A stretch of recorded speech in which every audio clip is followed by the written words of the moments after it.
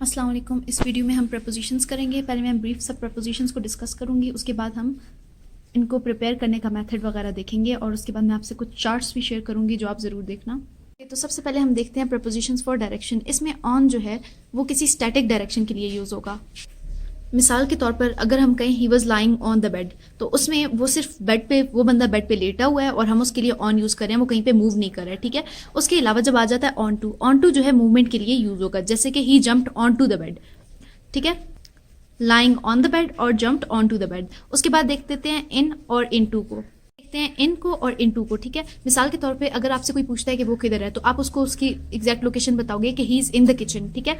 तो लेकिन अगर आप उसके लिए आप ये भी कह सकते हो कि he went into the kitchen, यानी कि वो अभी अभी गया है, किचन में गया है वो अभी भी। जबकि इन किसके लिए होगा कि वो वहां पे प्रेजेंट था, ठीक है।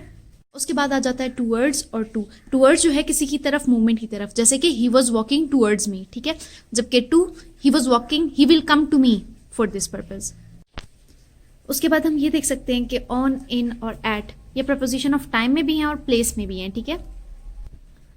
अब टाइम के लिए इनके डिफरेंट मेथड्स हैं कि कब कब इनको यूज़ किया जाता है, ठीक है। तो उसके लिए मैं आपके साथ एक चार्ट शेयर करूंगी, वो आप देखो और उन सबको कंपेयर करो, सबको ज़रूर पढ़ो आप, ठीक है।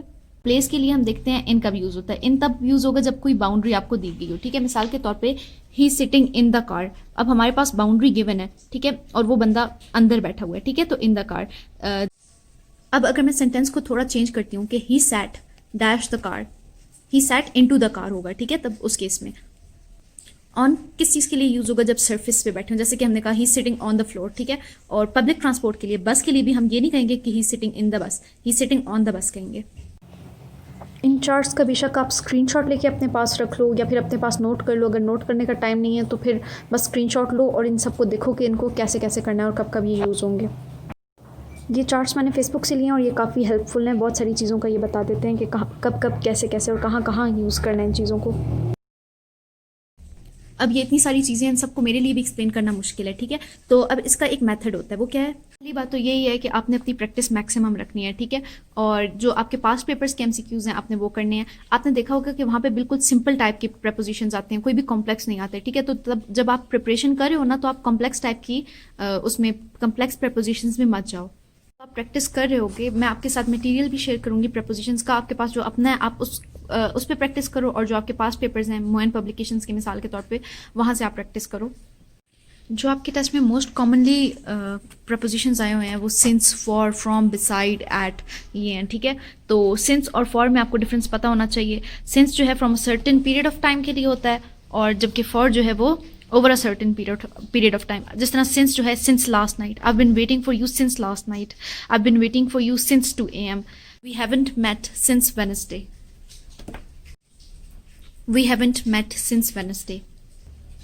जबकि फॉर यूज होगा तो I been waiting for you for 2 hours, I couldn't meet him for a year, इस तरह से। इसके अलावा बिटवीन और अमंग का भी आपको पता होना चाहिए। बिटवीन जो है 2 लोगों के दरमियान होता है, जबकि अमंग जो है वो बहुत सारे लोगों के दरमियान या मोर देन 2 लोगों के दरमियान होता है, ठीक है। इस तरह से बहुत से प्रपोजिशंस हैं।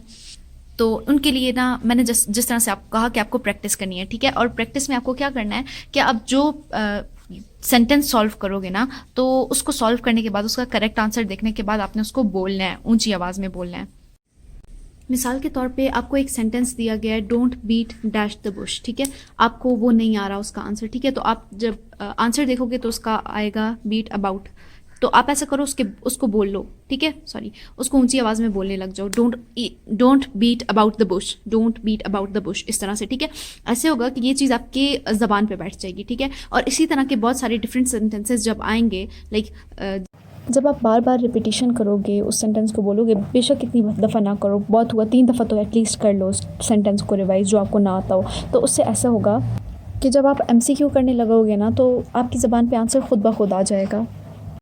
मिसाल के तौर पे अगर आप ये वाला सेंटेंस बोलते हो कि we been playing cricket since 1 PM, तो आप इसको 2-3 दफ़ा बोलोगे। अगली दफ़ा इस तरह का कोई MCQ आएगा जिस तरह 3 AM 2 AM वगैरह कोई भी टाइम आ जाता है, तो उस वक्त आपकी ज़बान पे खुद ब खुद आ जाएगा कि इस तरह से टाइम के साथ हमें अब सिंस यूज़ करना है, ना कि फॉर यूज़ करना है, ना कि कोई और प्रपोजिशन यूज़ करना है।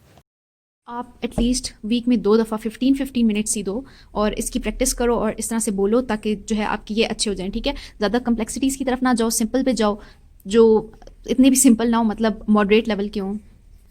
पास्ट पेपर्स के एमसीक्यू पे जाओ क्योंकि वो आते होते हैं। इंजीनियरिंग के टेस्ट में जो इंग्लिश के क्वेश्चंस हैं उनको भी आप करो।